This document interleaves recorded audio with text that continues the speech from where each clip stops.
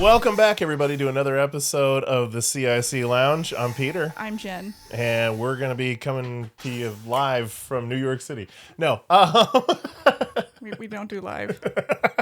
Not yet. Not yet. No, today we're going to be talking about the latest episode, last night's episode, season 2, episode 9. Subspace Rhapsody. We've all sung the song Bohemian Rhapsody, and we've all heard it a million times, but I never actually took the time to look up the definition of Rhapsody.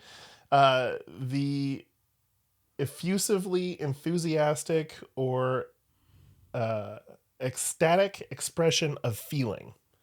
That's the definition of Rhapsody. Rhapsody. Rhapsody is a common musical term. And when you talk about expression of emotion, this episode does not hold back. No, it doesn't. I'm not a big fan of musicals. If you watched last week's episode, you saw me cringe a lot. I cringed a lot last night watching this. I did watch it again this afternoon when I got home from work, just to, refamiliarize myself with the episode. I didn't cringe nearly as much. No. I actually let myself get into the music and get into the lyrics of the songs, and they were pretty good. Mm-hmm. Like, actually paying attention and reading the lyrics as they were singing it helped me understand the depth of the scenes, and it was actually surprisingly good. So much fun stuff for me. I love musical episodes of anything. I love musicals in general, and I was so tickled. Like, I don't get excited. Peter, I do not get excited about anything, and I was super excited. Like, Star Trek and musical all in one spot. So that's about as excited as I get, and... Yeah. Anyway, I think I texted you a couple times, like the little cringe emoji, and I'm just like, oh, goodness gracious. But that's just because I don't like musicals. I don't even know where to start. Anson Mount described this as not so much a musical episode, but as real people being trapped in sort of a musical experience. Yeah, which I thought was absolutely fascinating and fantastic. Like, just like Pike, oh my God, he killed me every time. Like, he's watching everybody start singing, and he's like, I'm singing now? Did you notice, where was it? It was about 9 minutes 18 seconds, right before they started the opening credits.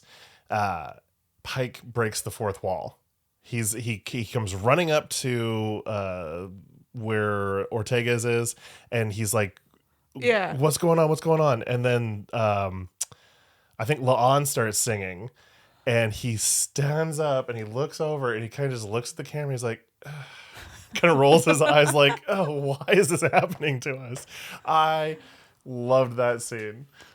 I found I was really curious to know how they were going to get into the musical side of it, yeah. and I'm like, Subspace Anomaly, I guess that makes sense. And it's a super stretch, I admit, but they pulled it off, and only, I think, Strange New Worlds could have done that. Oh, yeah. You would never have seen this in the OG series, Next Gen, Deep Space, maybe in Voyager. If you look at the actors across Strange New Worlds, you really get the sense that they're like theater geeks. Particularly, a lot of them are musical theater geeks. Oh, 100%. As somebody who has done stage acting, both, regular plays and musicals, even though I hate musicals, you saw it every time they broke into a musical number. They went from acting in front of a camera to stage actors. Yes. It was fascinating to watch them go like seamlessly from, this holding everything in reserve and being subtle to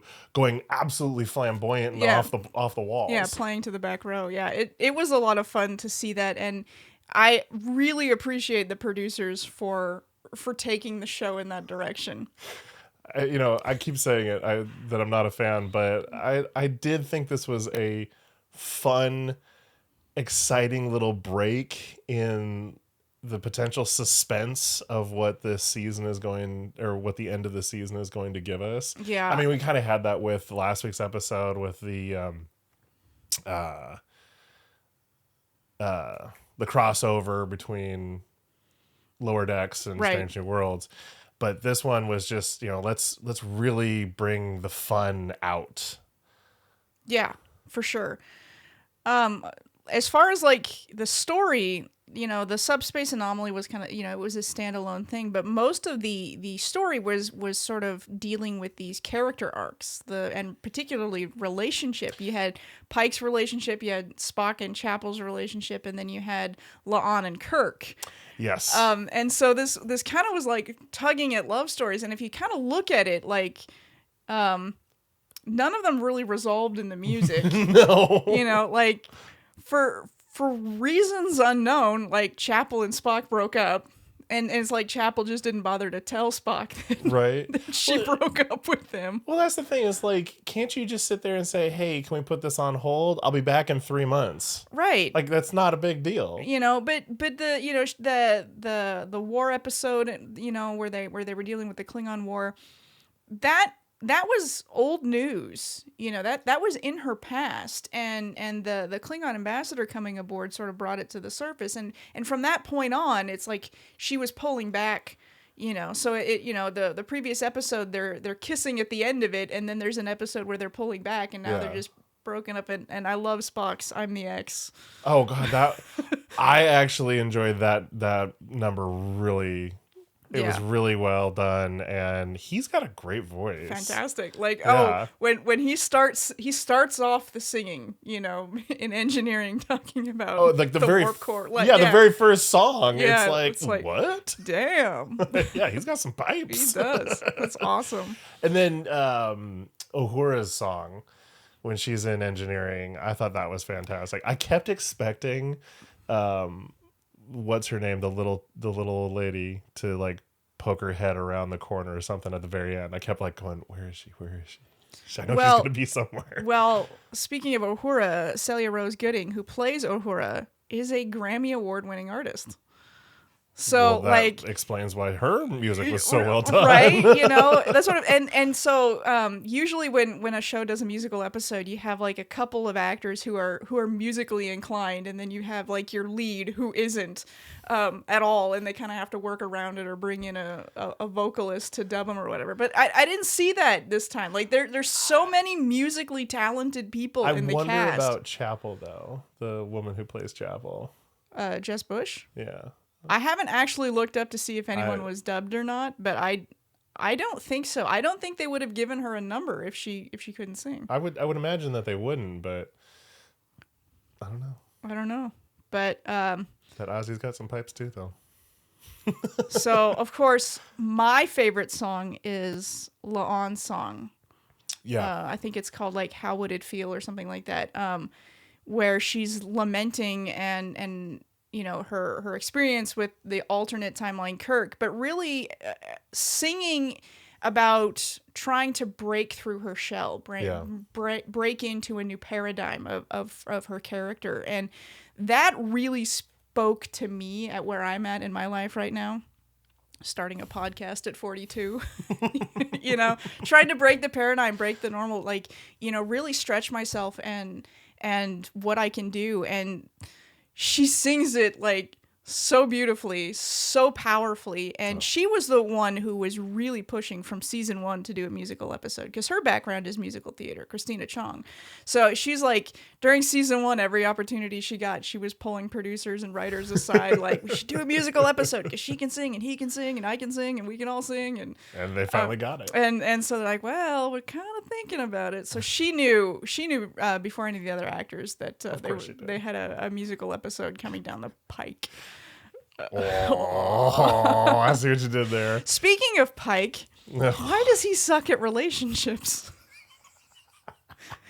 I forgot to bring you a towel because... Well, like, we had this whole episode with him and Marie, and, where they're like, where he's pulling back and then he reconnects, and then he does the exact same thing again in this episode. What the hell? It's like, why do you keep doing that? Like, I mean, is it the fact that he doesn't like where she chose, or is he still afraid because of what he knows? Well, he does in the song, where he's singing on the bridge in front of everyone. What should be a private conversation.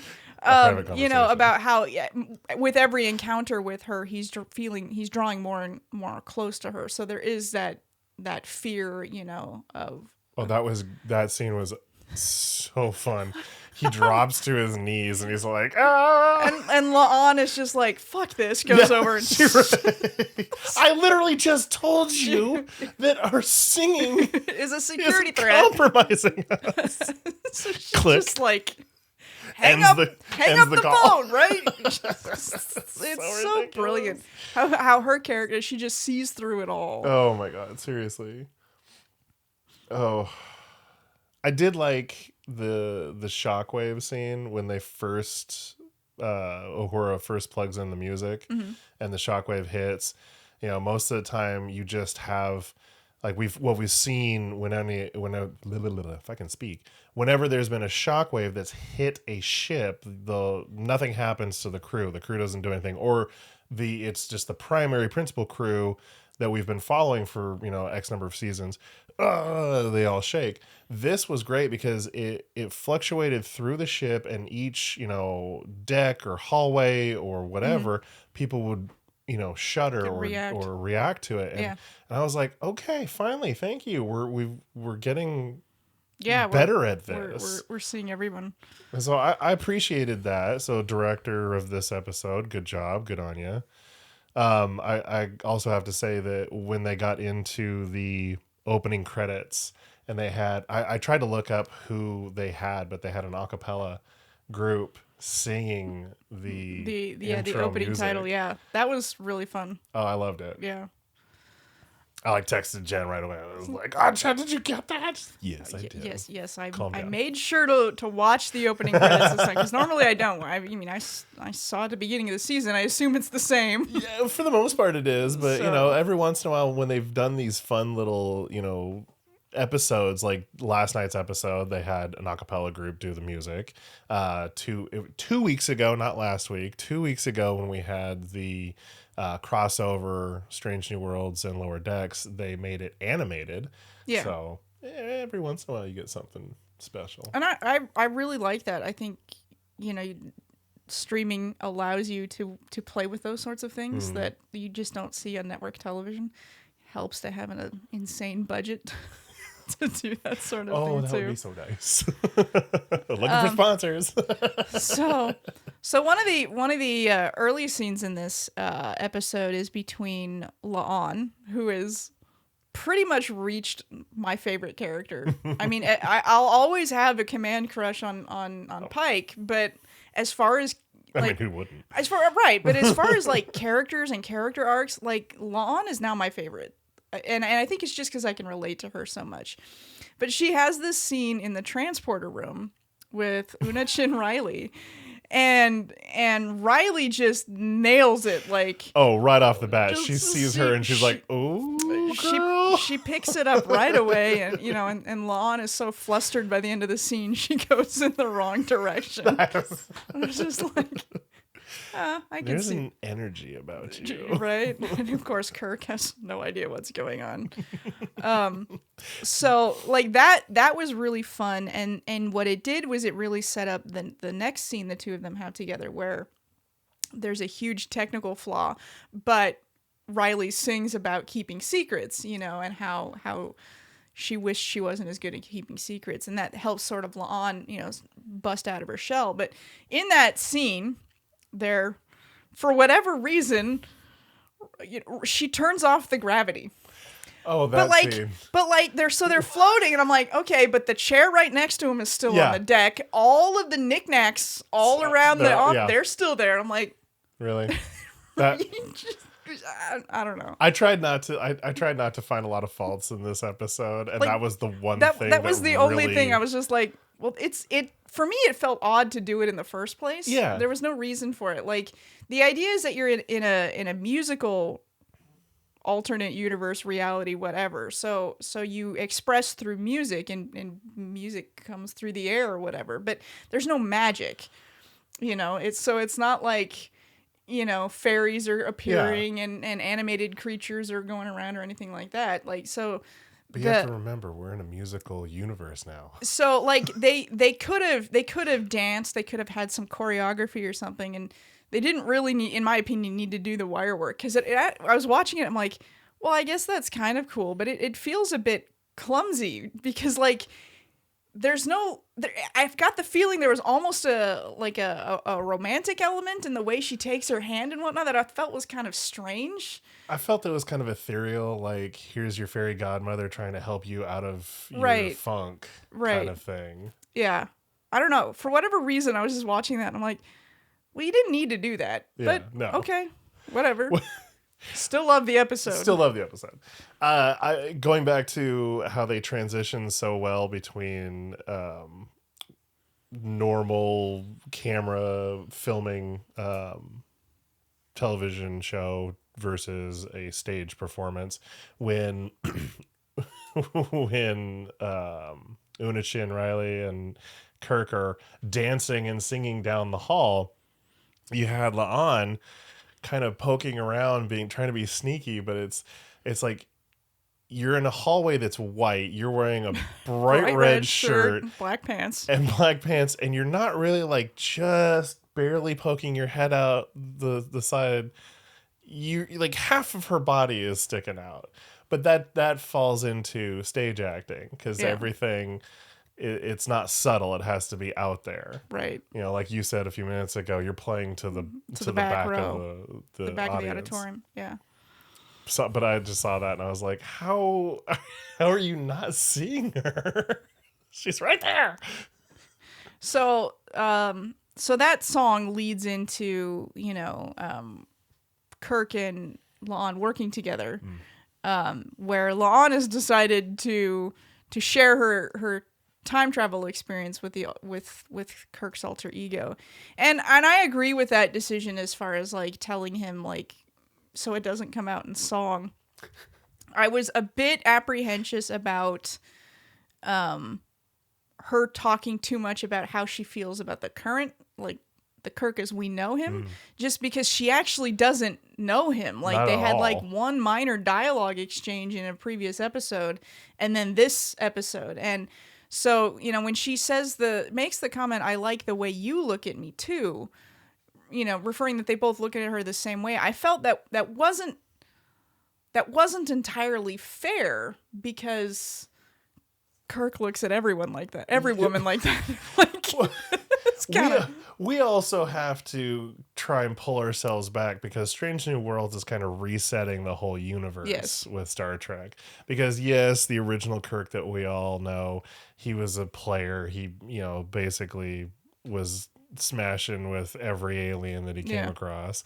But this Kirk, I think they're trying to give him a little more humanity and not be such a player. I think it's a little more depth. And Paul Wesley, in his interview in the Ready Room, talked about how even the original Kirk was always a romantic, but the ship and the mission always came first. And I get that. I totally understand that.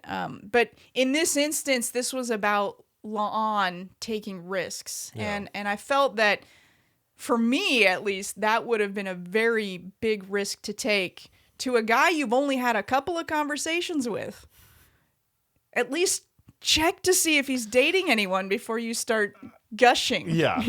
And as it turns out, in a really awkward following in that scene where Kirk is mumbling about Carol Marcus and she's pregnant, and oh my God. I love that cut at that end of that on lawn. She's just like, wow. Cut scene. Isn't Carol Marcus Admiral Marcus's daughter from the Into the Darkness? Darkness? Carol Marcus is featured in, she's the scientist behind the Genesis torpedo in Star Trek 3. Oh. And of course her son follows in her footsteps. And Kirk was told to stay away, and of course that's what Kirk does. Gallivanting across the galaxy. So he never really had a relationship with his son.